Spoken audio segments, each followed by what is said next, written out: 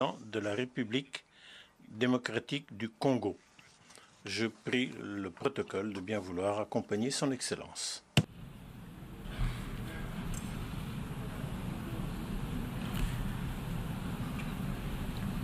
On behalf of the General Assembly, Au nom de l'Assemblée générale, j'ai l'honneur de souhaiter la bienvenue à son Excellence Félix Antoine Tshisekedi Tshilombo, président de la République démocratique du Congo, et je l'invite à s'adresser à l'Assemblée. Excellence, à vous. président de l'Assemblée générale des Nations unies,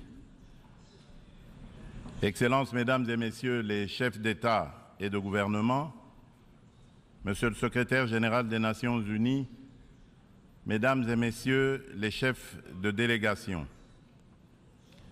la tenue de cette 78e session de l'Assemblée générale des Nations unies m'offre l'opportunité de partager avec les États membres de notre organisation la vision et les préoccupations majeures de mon pays, la République démocratique du Congo, face aux enjeux de l'heure dans le monde. Cependant, en avant-propos, je voudrais féliciter son Excellence M. Denis Francis pour son élection à la présidence de notre auguste Assemblée et rassurer l'ensemble des membres de son bureau du soutien de mon pays dans l'accomplissement de la noble mission leur confiée par notre institution. Je m'en voudrais si je ne remerciais pas le président sortant, M. Saba Korosi, pour son leadership clairvoyant et son dévouement qui ont contribué à faire avancer les débats et à trouver des solutions concertées.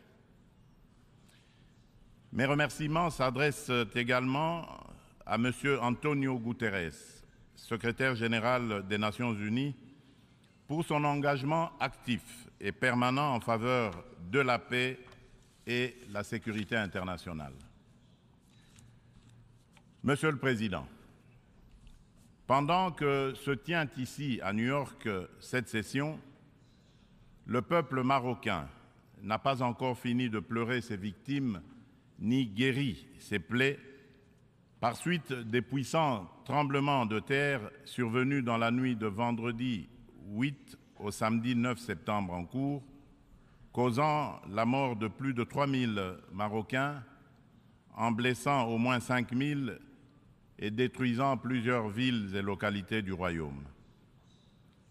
De même, les Libyens ne sont pas encore sortis des traumatismes des inondations qui ont ôté la vie à plus de 20 000 personnes et provoqué d'énormes dégâts matériels le dimanche 10 de ce même mois. Le peuple congolais salue la mobilisation de la communauté internationale pour secourir ces peuples frères du Royaume du Maroc et de la Libye. Il leur exprime toute sa compassion et sa solidarité et souhaite une prompte guérison à tous les blessés de ces deux calamités naturelles. Monsieur le Président, au-delà de déplorer ces calamités naturelles, l'actuelle session de l'Assemblée générale se tient à une période exceptionnelle de notre histoire où le monde est confronté à des situations graves qui menacent l'existence même de la nature humaine.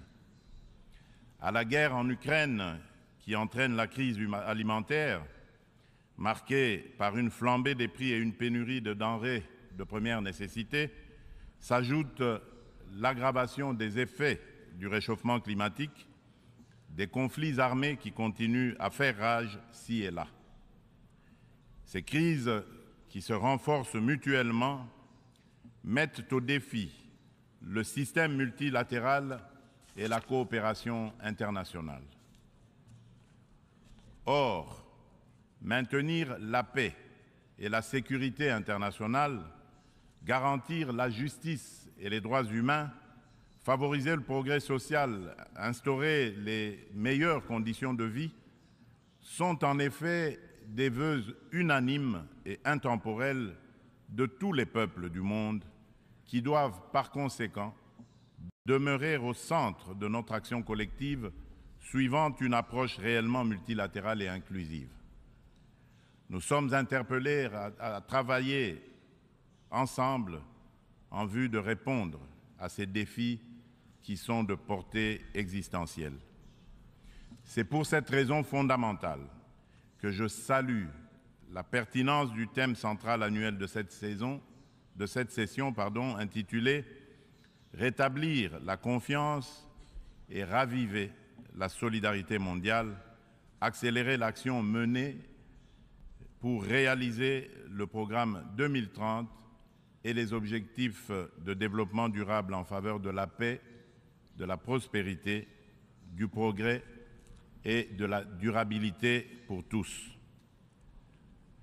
Cette thématique place les valeurs de solidarité et de confiance au cœur des facteurs de la relance et l'accélération des solutions aux défis mondiaux étroitement imbriqués afin que faire progresser la paix, la sécurité et le développement durable. Ces deux valeurs prennent tout leur sens dans le contexte de crise que nous vivons aujourd'hui. À ce sujet, il est essentiel de rappeler qu'à mi-chemin vers l'atteinte des ODD en 2023, sous l'effet conjugué des catastrophes climatiques, des conflits récurrents, de la récession économique et des effets persistants de la pandémie de Covid-19, les inégalités et la pauvreté se sont aggravées. La faim et la malnutrition sont en augmentation. Les besoins humanitaires et les déplacements de population atteignent des niveaux records. Et les catastrophes climatiques et environnementales plongent le monde dans un risque systémique et existentiel des plus graves. Pour venir à bout de ces fléaux qui sont des menaces réelles à la paix et à la sécurité internationale, ainsi qu'un obstacle majeur à la prospérité et au progrès des nations, il est évident que la mutualisation des énergies et une approche multilatérale dans la confiance réciproque et la solidarité sont des atouts majeurs et indispensables. Monsieur le Président, le maintien de la paix et de la sécurité internationale constitue le fondement et l'objectif primordial de la création de l'Organisation des Nations Unies. Ceci requiert plus de détermination et d'engagement de tous face à toute menace contre la paix et la sécurité dans le monde. Les peuples africains ne comprennent pas souvent l'attitude équivoque, la politique de 2 poids, 2 mesures, les ambiguïtés et atermoiements de notre organisation, plus particulièrement de son Conseil de sécurité, dans certaines crises politiques et sécuritaires qui sévissent en Afrique, parfois depuis plusieurs décennies. C'est le cas notamment de la crise oubliée du Sahara occidental qui déchire 2 pays frères, l'Algérie et le Royaume du Maroc, et dure depuis plusieurs décennies. C'est aussi le cas de celui du Mozambique, victime d'attaques terroristes meurtrières depuis environ une décennie dans la province de Cabo Delgado. C'est la situation en Afrique de l'Ouest, dans la région sahélo-saharienne, où les troupes des Nations Unies se retirent, laissant derrière elles le souvenir de l'inachevé, alors qu'elles incarnaient tous les espoirs de libération des peuples des pays concernés des griffes du djihadisme. La République du Soudan n'en fait pas exception. Elle s'enlise dans une guerre civile meurtrière, opposant depuis l'année dernière les militaires fidèles au président Abdel Fattah al-Burhan aux forces paramilitaires de soutien rapide qui sont sous le commandement du général Mohamed Hamdai Dagalo. Cette guerre a déjà causé beaucoup de morts et d'importants dégâts matériels. La communauté internationale est quasiment indifférente à la tragédie soudanaise. C'est ici le lieu d'aborder une question d'une importance capitale pour la République démocratique du Congo et pour la consolidation de la paix dans notre région.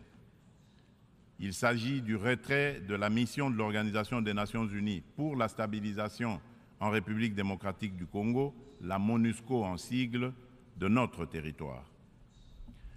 Après plus de 2 décennies de présence, il est temps pour notre pays de prendre pleinement son destin en main et de devenir le principal acteur de sa propre stabilité.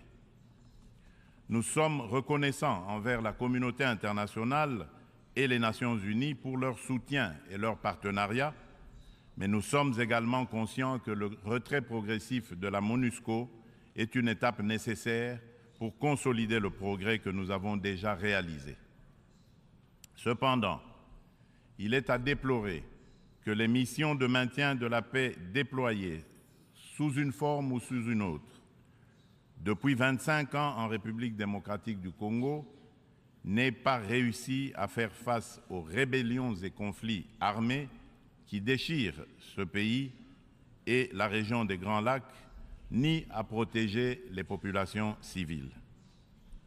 Aussi, le projet de retrait échelonné, responsable et durable de la MONUSCO, annoncé depuis 2018 et dont le plan de transition a été adopté en 2021, devient-il anachronique au regard de l'évolution des contingences politiques, sécuritaires et sociales actuelles. Il est donc illusoire et contre-productif de continuer à s'accrocher au maintien de la MONUSCO pour restaurer la paix en République démocratique du Congo et stabiliser celle-ci. Par ailleurs, l'accélération du retrait de la MONUSCO devient une nécessité impérieuse pour apaiser les tensions entre cette dernière et nos concitoyens. Il est temps pour mon pays d'explorer de nouveaux mécanismes de collaboration stratégique avec les Nations Unies, davantage en phase avec nos réalités actuelles.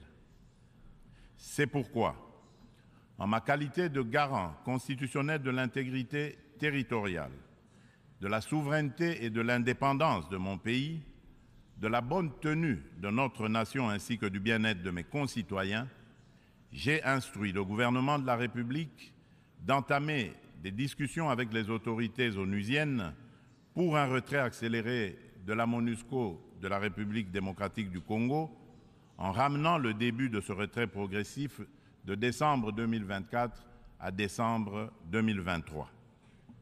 Tel est le sens de la démarche actuelle de notre gouvernement, qui a adressé un courrier au président du Conseil de sécurité des Nations Unies en date du 1er septembre 2023, sollicitant l'accélération du retrait de la MONUSCO. En sus du retrait accéléré de la MONUSCO, la République démocratique du Congo réitère sa demande au Conseil de sécurité de l'ONU de sanctionner toute personne physique et morale reconnue comme auteur, co-auteur et complice, matériel et intellectuel des crimes de guerre et contre l'humanité, ainsi que des violations graves des droits de l'homme, du droit international et de la Charte des Nations Unies sur le territoire congolais. Il est injuste et inadmissible que des personnes citées comme responsables des crimes graves susmentionnés dans les différents rapports des experts de l'ONU elle-même sur la situation sécuritaire en République démocratique du Congo restent impunis dans le silence total de notre organisation et de ses membres qui placent pourtant la lutte contre l'impunité parmi leurs priorités en matière de gouvernance interne et externe. À ce sujet, le gouvernement de la République démocratique du Congo salue chaleureusement les sanctions que vient d'infliger le gouvernement des États-Unis d'Amérique au Rwanda pour son soutien au groupe terroriste du M23 et à un de ses hauts responsables impliqués dans les aventures criminelles au Congo. Pour rappel, ce groupe terroriste supplétif du Rwanda ne respecte aucun des engagements conclus par les chefs d'État de la région dans les cadres des processus de Luanda et de Nairobi.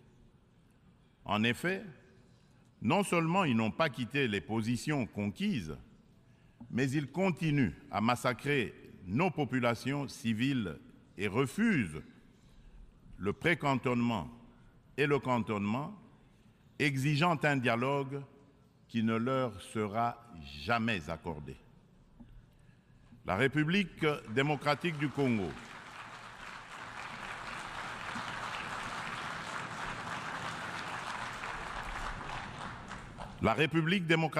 Congo espère que les autres États suivront ce bon exemple montré par les États-Unis d'Amérique de soutien à la lutte commune contre l'impunité et au triomphe des idéaux de justice et de solidarité entre les peuples.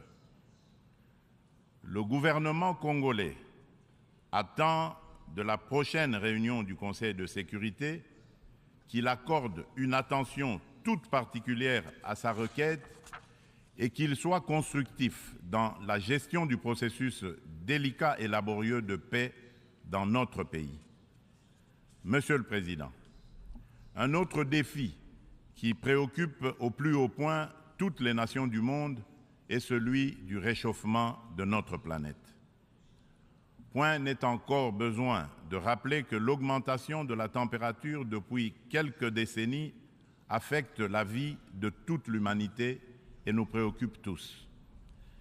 Cependant, force est de relever qu'en dépit des proclamations de foi des pollueurs en faveur de l'arrêt de l'émission des gaz à effet de serre, de multitudes de forats organisés à travers le monde pour combattre ce fléau, dont les 27 COP, conférence des pays membres de la Convention de l'ONU pour la lutte contre les changements climatiques, et de multiples résolutions et recommandations adoptées à ces différentes instances, le réchauffement de la planète est loin de se maintenir à 1,5 degré Celsius.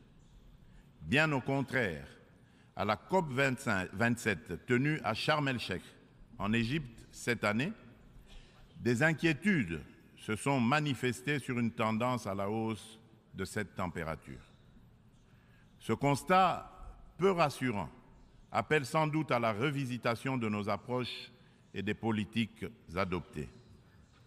Dans ce cadre, le sommet africain sur le climat qui vient de se tenir à Nairobi au Kenya, sous la direction conjointe de l'Union africaine et de la République du Kenya, du 4 au 7 septembre dernier, a été une initiative salutaire et très opportune qui traduit la détermination de l'Afrique à participer activement au traitement de cette question vitale et de compter désormais comme un poids lourd incontournable dans la solution du réchauffement planétaire et de l'économie du futur plus verte et responsable. Les Africains sont sortis du sommet avec un cahier de charges commun, contenu dans la déclaration de Nairobi et axé notamment sur la réforme de l'architecture du système financier international pour plus d'équité, la restructuration et l'allègement des dettes de leur pays, la transformation locale de leurs produits et la mise en place d'un régime de taxation de carbone incluant une taxe sur le commerce des combustibles fossiles, ainsi que sur le transport maritime et aérien. Ils ont rappelé également aux riches pollueurs un engagement pris en 2009, mais non encore honoré jusqu'à ce jour, de fournir 100 milliards de dollars américains en financement climatique. La République démocratique du Congo demande aux Nations unies et à l'ensemble de la communauté internationale de prêter une attention particulière aux revendications légitimes de l'Afrique. Dans ce cadre, mon pays appelle à la création d'un marché carbone équitable et des prix incitatifs tout en renforçant l'efficacité des financements climatiques. Il espère une opérationnalisation rapide de l'article 6 de l'accord de Paris et soutient l'idée des partenariats mutuellement bénéfiques entre l'État et les secteurs publics. C'est dans la même logique que la République démocratique du Congo réitère sa disponibilité de coopérer avec tout partenaire, public ou privé, pour mettre en valeur ces minerais stratégiques en vue de la transition écologique et a pris des engagements courageux, notamment ceux de consacrer 30% de la superficie de son territoire national à la préservation de la biodiversité et de déposer une contribution prévue déterminée comportant des mesures d'atténuation axées sur 4 secteurs prioritaires: l'agriculture, les forêts, l'énergie et les transferts de technologies, ainsi que des mesures d'adaptation. Monsieur le Président, le multilatéralisme et le respect d'un système mondial fondé sur des règles ont soutenu la paix, la sécurité, la santé et la prospérité dans de vastes parties du monde depuis 78 ans. Les Nations Unies incarnent ces principes et restent un acteur indispensable pour faire face aux menaces existentielles contemporaines, qu'il s'agisse de la crise alimentaire actuelle, du changement climatique, du terrorisme, ainsi que des pandémies et de la prolifération nucléaire. Aucune de ces menaces mondiales critiques ne peut être résolue par des nations agissant seules, aussi puissantes soient-elles. Tout cela exige une coopération multilatérale. Pour conserver la confiance de la communauté internationale, l'Organisation des Nations Unies doit montrer qu'elle est capable de s'adapter au temps présent et de relever avec efficacité et responsabilité les défis d'aujourd'hui. Aussi, pour donner un nouveau départ au multilatéralisme, la réforme de la Charte des Nations Unies sur les points clés, Conseil de sécurité, veto, chapitre 7, recours à la force, est-elle indispensable, mais ne serait pas suffisante. Les chantiers ne manquent pas. La coordination et la coopération entre les différentes institutions et agences des Nations Unies sont imparfaites. Des problèmes globaux sont abordés plusieurs fois dans différentes enceintes, sous des angles différents, de façon contradictoire, d'autres ne le sont jamais, nulle part. Chaque bureaucratie internationale entend persévérer dans son être. À ce sujet, la demande pressante et incessante de mon pays et de l'Afrique tout entière est d'élargir le Conseil de sécurité des Nations Unies en tant qu'organe pilote et décisionnel de l'ONU, afin de pouvoir intégrer en son sein 2 représentants du continent africain en qualité de membres permanents aux fins de consacrer un équilibre géographique juste et représentatif. D'où la pertinence et la nécessité de réformer notre organisation vieille de 78 ans, qui accuse certaines limites face aux mutations actuelles et à la dynamique internationale, afin de lui donner plus d'inclusivité, aussi bien dans sa composition que dans son processus de prise de décision, qui désormais devra prendre en compte la voix de l'Afrique. Monsieur le Président, avant de clore mon propos, permettez-moi du haut de cette tribune de revenir sur la question des violences faites aux femmes dans le contexte de guerre et des conflits armés. Il n'est un secret pour personne que la République démocratique du Congo est l'un des États africains où les violences sexuelles contre la femme sont les plus déconcertantes, du fait notamment des décennies de conflits armés.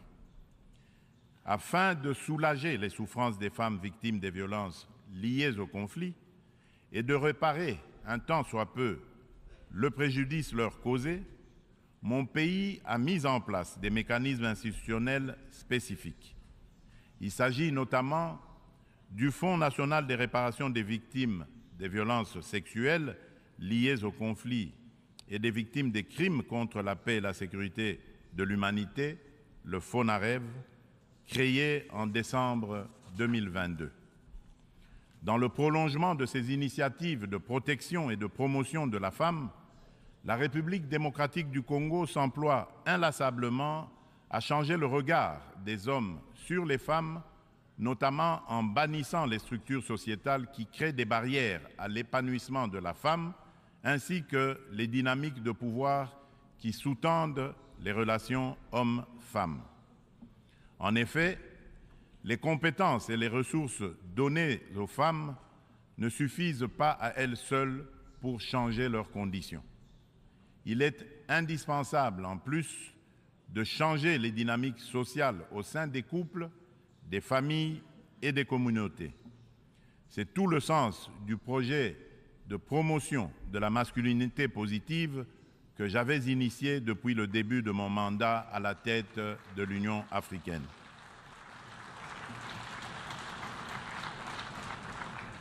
Monsieur le Président de l'Assemblée générale des Nations unies, Excellences, Mesdames et Messieurs les chefs d'État et de gouvernement, Monsieur le Secrétaire général des Nations unies, Mesdames et Messieurs les chefs de délégation, pour conclure, je voudrais confirmer une fois de plus qu'à la fin de cette année, des élections générales seront organisées en République démocratique du Congo dans les institutions à mandat électif jusqu'au niveau des communes. En vue de garantir leur succès, toutes les parties impliquées se mobilisent activement. La Commission électorale nationale indépendante, la CENI, a déjà convoqué le corps électoral et publié les listes des candidats pour les législatives nationales et provinciales ainsi que les municipales. Des dispositions sont prises pour assurer la transparence, l'inclusivité, l'égalité des chances et la crédibilité des prochains scrutins. Des invitations ont déjà été lancées aux institutions internationales et organisations non gouvernementales spécialisées en la matière pour mandater leur mission d'observation électorale afin d'accompagner le processus et d'aider l'État congolais à consolider sa jeune démocratie. L'ONU est invitée aussi à y jouer un rôle important par ses institutions spécialisées. Le gouvernement congolais remercie déjà celles des institutions et ONG invitées qui sont déjà à pied d'œuvre. La République démocratique du Congo reste convaincue que l'ONU reste le cadre le plus approprié pour discuter de l'avenir de notre planète et des relations aussi bien entre les peuples qu'entre les États. Suite à la tenue d'élections démocratiques et apaisées au Zimbabwe, je lance un appel pressant aux Nations unies de mettre tout en œuvre pour obtenir la levée immédiate des sanctions contre la République du Zimbabwe et son peuple. Cependant, pour remplir efficacement ces lourdes et délicates missions et mériter la confiance de tous, l'ONU doit incarner les valeurs de justice, d'équité et de solidarité et être représentative de tous dans notre diversité culturelle, politique, économique et sociale. C'est là tout le sens de sa réforme sur laquelle les Africains ne cessent de revenir et du combat que nous devons tous mener. Je vous remercie.